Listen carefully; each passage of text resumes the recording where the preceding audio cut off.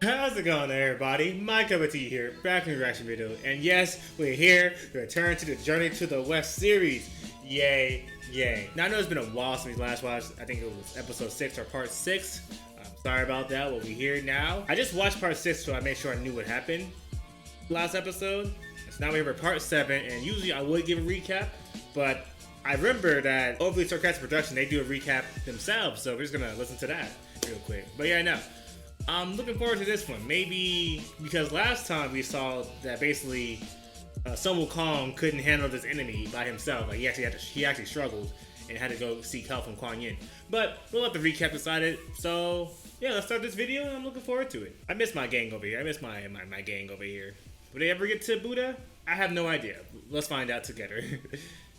Last time on Journey to the West, Alright. the villainous Red Boy abducted Yep, the Tripitaka Red and Boy. grievously wounded the indomitable Monkey King with his ultimate weapon, the true fire of Samedi. Injured and weak, but determined to retrieve his master, Sun Wukong petitioned was the surprised merciful he actually, Guanyin like, for her got aid, hurt. Like, and the wait, two of them hatched the a monkey got plan to hurt? deceive Sun the Wukong precocious got hurt? monster.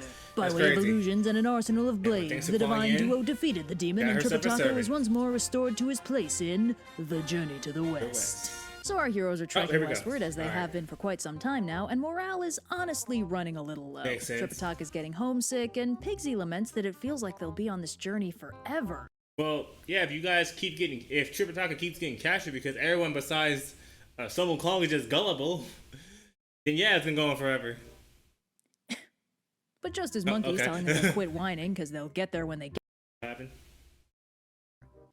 getting homesick, and Pigsy laments that it feels like they'll be on this journey forever. I guess she just needed a cough. But just as Never Monkey's mind. telling them to quit whining, because they'll get Not there the when they get destination there, to they the bump west. into a huge, turbulent, and totally pitch-black river in their way. Oh, While they're okay. discussing how to get across, they spot a boatman nearby and ask him to ferry them across. But the boat's too small to accommodate a monk, 3 semi-celestial monsters, and an entire horse, so they split up into 2 groups. Tripitaka and Pigsy to be ferried across first, Sandy and the horse next, and Monkey can just jump across, so it's not really an issue. But Wait, why would you let Pigs be in charge of Tripitaka? And can't the horse just fly? Can't Sun Wukong just, who when cares? Tripitaka and Pigsy are halfway across the river, the boatman reveals himself to be a bad guy, summoning course. a whirlwind and Of sinking course. the boat. Sandy panics and says they should look downstream to see if they've washed up on the shore, but Monkey points out that Posted in Pigsy's a here. good swimmer. If it were a normal capsizing, he should have been able to get himself and Tripitaka to safety, no problem. So Sandy strips down to dive in, but Monkey warns that the black water looks real suspicious. But Sandy points out he lived in a river way I'm a eviler river than demon, this buddy. one and heads in no problem. Investigation of the Okay, river bottom that makes reveals a sense then. huge pavilion advertised as the home of the Black River God, and Sandy overhears the definitely not a real boatman monologuing about how he's going to invite his uncle over so they can eat Tripitaka It's and always become the uncle immortal. being Sandy invited becomes over. enraged and bangs on the door, demanding Tripitaka's return. And Pigsy too, I guess. And the demon comes out to see what all hello. the fuss is about. The demon's all decked out in gold and jewels and is Okay. instantly down to fight. He and Sandy battle at the bottom of the river. Wait, this is an actual Sandy episode? That's crazy. I thought Sandy would never get any screen time like that. Like, actually be useful. Except for that one episode. Okay, let's get it, Sandy. Yeah. Yeah, show me what you got, The Sandy. demon's all decked out in gold and jewels and is instantly down to fight. He and Sandy battle at the bottom of the river for a good 30 rounds before Sandy realizes 30 they're rounds, in an okay. impasse and turns to run, hoping to lure the demon out of the Dumb water man, so Monkey alright. can finish him off. But the demon's got more pressing matters to attend, namely drafting up an invite Later, for his dork. uncle so he doesn't follow him to the surface. As Sandy and Monkey discuss what to do, a mysterious old man suddenly appears and introduces himself as the Black River God. He quickly Oh, clarifies okay. that he's not the demon that abducted Tripitaka, he's the true god of this Oh, river. the But several true months ago, god, this okay. demon stormed in from the Western Ocean, kicked him out of his house, and set up shop in his fancy pavilion. When he Dang. filed an official complaint, he discovered that the demon's uncle is Ao Shun, the Dragon King of Shun? the West, and thanks to nepotism, there's nothing he can do. He's Wait, I remember from the last episode. The Dragon King of the West, I think it's one of Sun Wukong's friends from episode 1, right? such a small-time I think god, so. the Jade Emperor will never listen to him, so he's hoping maybe Monkey will be willing to take matters into his own hands and do a little vigilante justice. Monkey's like, a Dragon King? Oh, I've threatened all those guys before. Okay. BRB, I'll sort this out. And blasts off to the Western Ocean. He Yeah, there we intercepts go. the messenger carrying the Oh, invitation to stop come that. meet Tripitaka, then marches up to the palace to have a little chat with the Western Dragon King. But while Monkey was expecting to have to throw some weight around or threaten the guy, as soon as the dragon sees the invite, he freaks out. See, Huh? the Why? demon is his sister's 9th son, and Hold on, I gotta read this. It's time you got a job. Get an internship at the Black River. Or Okay, I gotta make sure I listen to this now. Guy, as soon as the dragon sees the invite, he freaks out. See, the demon is his sister's 9th son and didn't have anywhere else to go. So the Dragon King advised him to travel to the Black River and train himself so he could be ready to take on some official position in the bureaucracy later. He had no idea his nephew attacked the river god, and he certainly doesn't condone eating Buddhists. The dragon calls up his son, Moang, and sends him off with an army to apprehend his cousin. So Moang and Monkey head back to the river, and Moang tells Monkey he'll take care of the demons so Monkey can just relax for a bit. Monkey and Sandy chill on the banks while Moang dives down to confront the demon. Moang and the demon argue about how much trouble he's in. The demon hasn't actually seen much. You don't have any idea who you just pissed off? Whatever, bro. Why can't you support my choices? Monkey and doesn't realize how dangerous this group he's been antagonizing is, while Moang knows all about Monkey and the kind of damage he can do. Inevitably, the two of them fight, and Moang fakes out the demon before KOing him and taking him prisoner. Moang leads Monkey through the pavilion to retrieve Tripitaka and Pigsy. The Black River God is restored to his rightful place, and as thanks, he parts the waters Part so the seas like westward. Moses? And they Let's do get for it. a while, but I'm sorry for pausing those two. That's the quickest they ever like wrapped up a situation like that, like trouble.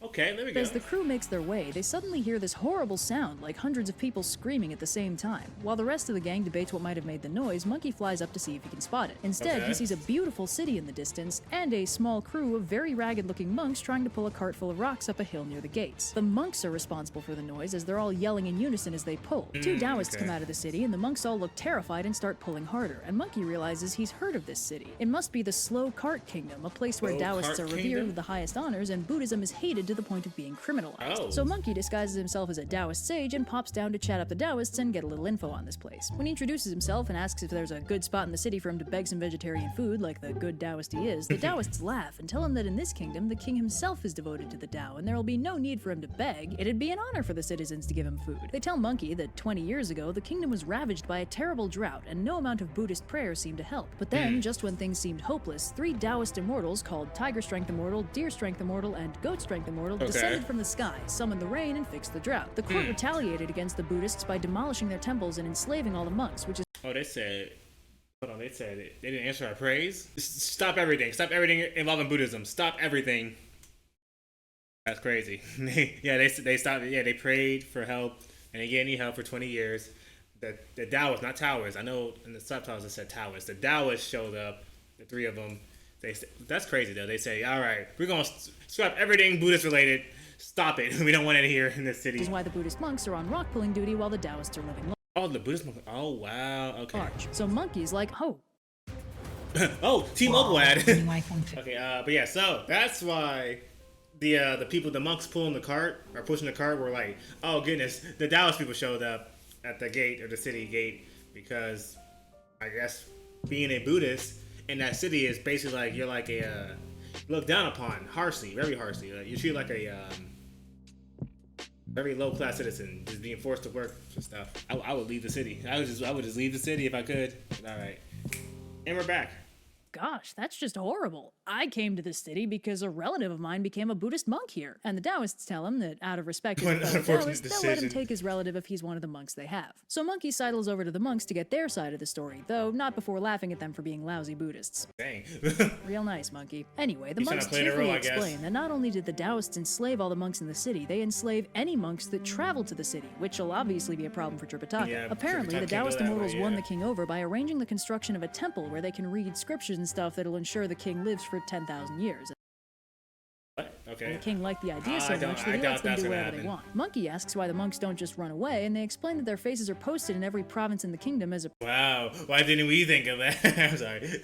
preemptive measure to keep them in prison. They say even though their lives are hopeless and they'd rather die than keep living like this, they keep getting saved from death and visited in their dreams by a whole bunch of gods, telling them to stay alive because the great Tang monk is coming to save them and he's bringing the great sage into heaven. So Monkey heads back over to the Taoists and is all like, you know, it's the darndest thing. I'm actually related to all of these monks. So me and my cousins are just gonna go. And the Taoists obviously kick up a fuss, so Monkey gets cranky and kills them. The monks all freak out because they're gonna get blamed for the deaths, and Monkey's like, would you guys relax? I'm the great sage. And the monks are like, no you're not. The Gold Star of Venus told us that the great sage is all ugly and hairy. Oh, they're talking about Monkey as the great sage. Oh, okay, I just caught on. With scary fangs and stuff. And Monkey's like, that mother... You got me. I'm not the Monkey King, I just work for him, and he's right behind you! So all the monks turn to look, and Monkey changes back and scares Oh my him. I'm not God, even no. joking, I love this book. So Monkey eats the card away and tells all the monks to scatter until they get word that the kingdom is safe for them, and he gives all the monks magical protection in the form of one of his Now hairs. take this Each hair. hair could transform into a guardian thunder spirit for each individual monk, and with that sorted, most of the monks run off with their new magic bodyguards, although about a dozen stay behind to help out Monkey and the gang. But Tripitaka's gotten tired of waiting, and in his biggest act of agency yet, has come to find Monkey himself, and Monkey fills him in on the situation. So the remaining monks sneak the gang into the last surviving monastery in the city and put them up for the night. We're gonna have to fight the three the Taoist people the Taoist guys that came 20 years ago. They're gonna fight them probably. But Monkey's too stressed out to sleep, so he decides to investigate the giant Taoist temple the three immortals had built. He finds the three immortals and a huge number of young Taoists playing music and praying, and he also notices a ton of delicious-looking buns and food offerings. We all know Sun Wukong likes to steal, and he likes to eat. He's taking them buns. And stuff. Remembering the age-old proverb, a single hand cannot clap, Monkey decides that it'll be much more fun to wreck this place with company, so he goes to wake up Sandy and Pigsy and asks if they want to help him prank the Taoists and steal their food. The gang whips up a whirlwind in the temple, and the Taoists take this as a sign to call it a night. To keep suspicion to a minimum, the trio transform to resemble three statues in the temple, with Pigsy disposing of the originals down the nearest toilet. I was not listening. What happened? They caused a tornado or a whirlwind. A whirlwind in the temple, and the Taoists take this as a sign to call it a night. To keep Is it actually is it spelled Taoist with a D or Taoist with a T? I don't know anymore. We're gonna keep it moving. suspicion to a minimum, the trio transform to resemble three statues in the temple, with Pigsy disposing of the originals down the nearest toilet. That's what Suitably disguised, the gang digs in. Although Monkey isn't actually a huge fan of cooked food, being a monkey, so he just has some fruit and hangs out with his friends. Oh, that's cute. But the party goes south when one of the young Taoists realizes he forgot his handbell and heads back into the hall, where he hears breathing, sees the place wrecked, freaks out and slips on a lychee seed, and Pigsy bursts out laughing. The Taoist runs away and returns with the three immortals, who see that the offerings have been eaten, but nobody's around. The immortals conclude that the strength of their prayer must have brought the three pure ones down from heaven to take their offerings, and while they're... So this is a good opportunity to ask for some elixir or a little holy water. Smart. Here, they should ask for some golden elixir and holy water to give to the king. Monkey, as the statue, speaks up and tells the Taoists that they were indeed summoned by their super effective prayer, but they've just come from the Festival of Immortal Peaches and they don't have any elixir or holy water on them right now, but they can come back tomorrow? But the Taoists are very insistent, so Monkey says they can get them some holy water, but they'll need a container and the Taoists will need to leave the room. After some reshuffling, they're left alone with a big cistern, and Pigsy's confused about where they're supposed to get the holy water from until Monkey starts peeing in it. That's wild. That's wild, Monkey. That's wild. They about best character. So the trio accumulate an impressive amount of holy like water, hog which the urine. Taoists admit doesn't taste very good. And once they realize they've been bamboozled, Monkey grabs Pigsy and Sandy and blasts through the doors, slipping back into the monastery undetected for a good night's sleep. The next day, Tripitaka goes to And then we just go to the next day like we didn't just cause some crazy crime right there. That's crazy. blasts through the doors, slipping back into the monastery undetected for a good night's sleep. The next day, Tripitaka goes to the king to have his travel papers recertified, and because this kingdom likes enslaving monks, Monkey and the gang go with him to make sure nothing goes wrong. The king immediately goes to toss Tripitaka in prison, but his advisor privately tells him that these monks are from a really faraway kingdom, and to get here they must have gone through an absolute butt-ton of demons, so it's probably best not to mess with them. But just when it looks like this adventure might be over quickly, the three immortals swagger in and order the guards to apprehend our heroes for wreaking mischief in the Taoist temple. Yep, but Monkey says that that's ridiculous. They're new in town. They don't know anything about this city, so how on earth would they even know about the temple? And even if they did, how could they have done any real damage without these three super powerful Taoist immortals stopping them? This confuses the king enough that he can't tell who's the bad guy in the situation, but just then a messenger arrives to inform the king that an outlying village is suffering from a drought, and they've requested help from the immortals. The king has a bright idea and suggests they turn it into a competition. Whoever can make it rain is the winner and won't get in trouble. Monkey thinks this is a great idea, and the crew ships off to the town and gets to work. So Tiger Strength Immortal hops up on the podium 4 strikes to my tablet. I will call forth the storm. and explains that he's going to strike his ritual tablet 5 times, and his first 4 strikes will summon the wind, clouds, lightning, and rain, while the 5th strike will dismiss the storm. So obviously, when Tiger Strength Immortal gets ready to do his thing, Monkey surreptitiously duplicates himself and vanishes into the clouds overhead to intercept whatever he does. With each strike on the tablet, the sage summons more and more minor gods, each with their own part to play in the creation of the Oh, that's how it actually works like that. Oh, wow. Okay. So his tablet summons mortal god or minor gods. to do stuff. Okay. Storm. But as soon as they run into Monkey, they freak out. He explains the situation, and they all agree to help him out instead. That's so 5 wild. strikes and He's exactly a no prankster. rain later, Monkey pops back down, tells Tiger Strength Immortal to quit embarrassing himself, and hops up on the podium. Monkey pulls a nervous Tripitaka up on the stage and tells him to recite the Heart Sutra, and he'll handle the rest. Tripitaka begins, and Monkey signals the gods overhead, and they unleash a truly biblical storm. Gale force winds, sheets of rain, the works. The king is thoroughly convinced, but the Taoists aren't done yet. I'm sorry, I got pause for quick. We're gonna talk about that. That's some great. That's some great. What do we call it? Trolling? Some great. He's great at messing people's plans up. He said, "Oh, one of them mortals doing something. All right, bet. Let me just teleport real quick. Hey, guys up there, cut that out. Don't do that. Listen to me. Don't do that. Listen to me. we gonna play a prank. We gonna prank them. Let's prank again. They got pranked yesterday, and they're really getting pranked today."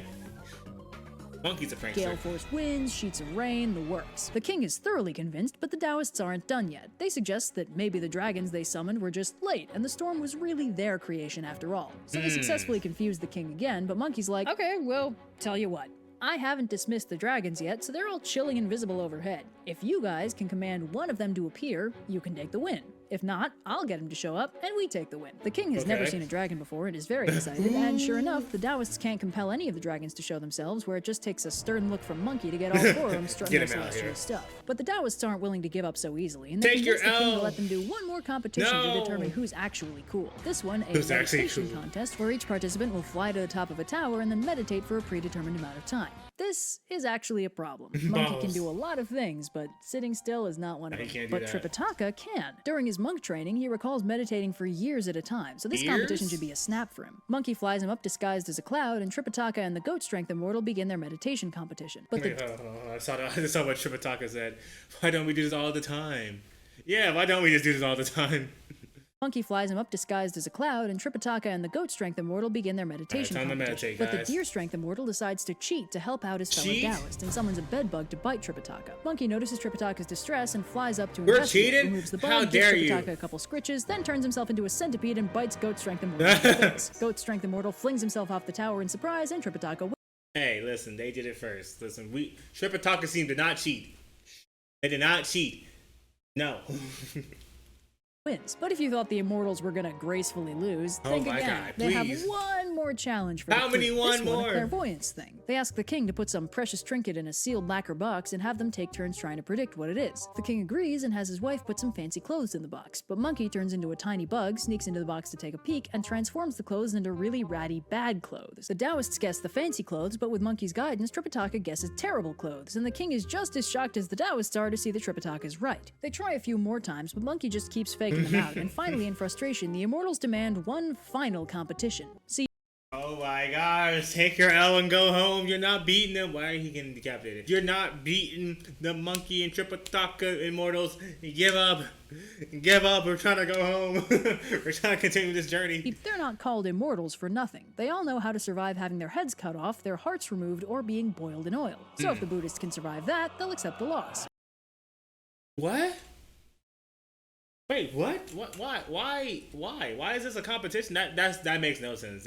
I mean, good thing Tripitaka's not doing this. That makes no sense. It's cut off, their hearts removed, or being boiled in oil. So if the Buddhists can survive that, they'll accept the loss. Monkey is absolutely stoked at the opportunity to show off how indestructible he is, so he accepts the competition and demands to go first. The king has an execution site prepared, so they tie Monkey up and cut off his head. But there's no blood, and Monkey yells for his head to return. The Deer Immortal freaks out and orders 2 servants off his head, but there's no blood, and Monkey yells for his head to return. The Deer Immortal freaks out and orders 2 servant spirits to hold down the head and keep it from returning. Monkey tries 2 more times with no luck, so instead he hops up, breaks all the ropes, and grows a new head. The king is so impressed, he offers to give them their papers right now, but Monkey says he got his head cut off, so it's only fair the Immortals do so too. So Tiger Strength Immortal gets his head cut off, but when he calls for it to return, Monkey turns one of his hairs into a dog, which runs off with the head and drops it into the moat. He can turn one of his hairs into like an animal or a creature, whatever. How many powers does Sun Wukong have? How many powers does this entity have? Unable to simply grow a new head like Monkey, Tiger Strength Immortal dies and reverts to his true form, which is a yellow tiger. Oh. Not the biggest twist, I guess? Oh, he died. Oh, he killed an immortal. Oh, Nah, I'm giving up. Deer Strength Immortal is outraged and demands he try the heart removal thing. Monkey's excited because he's had a mild stomach ache and was hoping for the opportunity to clean out his spleen a little bit. One very graphic disembowelment. A mild stomach ache and was hoping for the opportunity to clean out his spleen a little bit. One very graphic disembowelment later, Monkey's totally fine, but when the Deer Strength Immortal tries the same thing, Monkey turns one of his hairs into an eagle to straight up Prometheus this dude. Deer Strength Immortal dies for real and turns into a white deer. Starting to sense a pattern. So the final immortal, Goat Strength Immortal, demands the boiled in oil thing, which Monkey is also enthused for, claiming his skin's been kinda dry lately and an oil bath might be just what he needs. So Monkey swims around in the boiling oil all happy-like, but when he sees Pigsy whispering something to Sandy, he thinks maybe he's laughing at him and decides to prank him back. So he turns into a tack, apparently disappearing, and they instantly declare him dead and capture his companions. Tripitaka asks for a moment to Wait, what?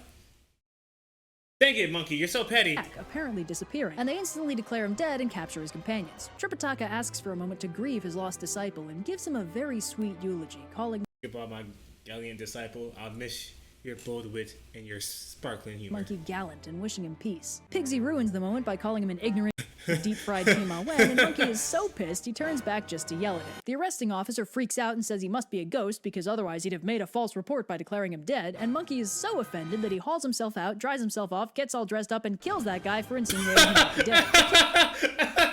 He said, you thought I was what? Hold on, wait a minute. Put my clothes on real quick. How dare you?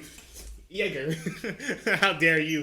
Offended that he hauls himself out, dries himself off, gets all dressed up, and kills that guy for insinuating he might be dead. How dare the king you? is all set to give him their papers and let him go, but Monkey insists the Goat Immortal take his turn in the tub. So he does, but Monkey is suspicious and tests the oil, finding it very cool to the touch. Monkey reasons a cold dragon must be keeping the fire from heating the oil and contacts the Northern Dragon King about it. The Dragon King has the errant cold dragon arrested, and without that, the oil is, well, boiling. Goat Immortal dies. Wait, hold on. I'm sorry. The Dragon King has the errant cold dragon arrested, and without that, he had one of the dragons cooled off. Okay. Has the errant cold dragon arrested, and without that, the oil is, well, boiling. Goat Immortal dies and turns into a goat. The king is all sad about all his immortals dying, but Monkey reminds him that they were all demons in disguise, not really human, and they were probably plotting to take over his kingdom or kill him or something. The king is relieved, reverses his policy on Buddhism, and gives the gang their travel papers. So after that lengthy detour, they're all set to continue along their journey to the west. They've traveled far and done great things, but there's still a long way to go. What new trials await them on their arduous adventure? Find out next time on Journey to the West. Alright, pause right there. Okay. Wow, a lot happened here. Actually, let me play that a little bit.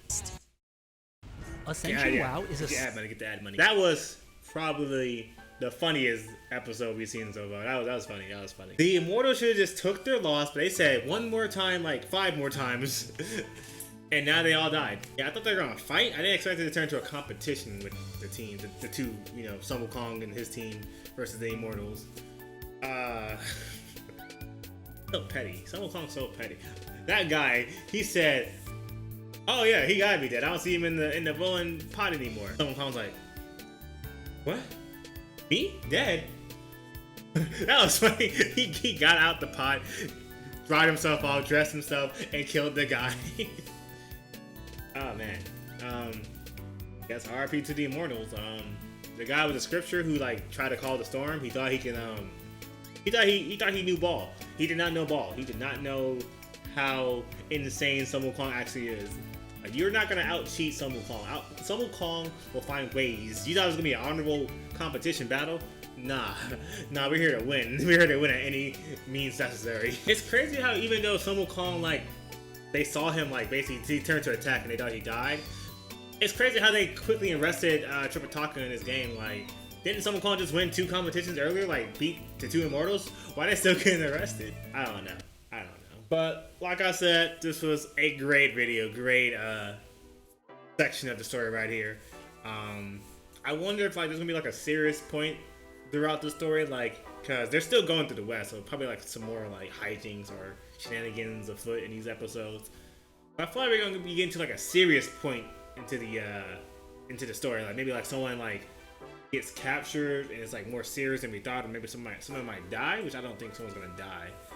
I'm still waiting for Sandy to be useful. I thought maybe he would have had his moment in this episode when he fought that water demon earlier in this episode or this video, but nah, he couldn't really beat that demon because it was gonna be a stalemate.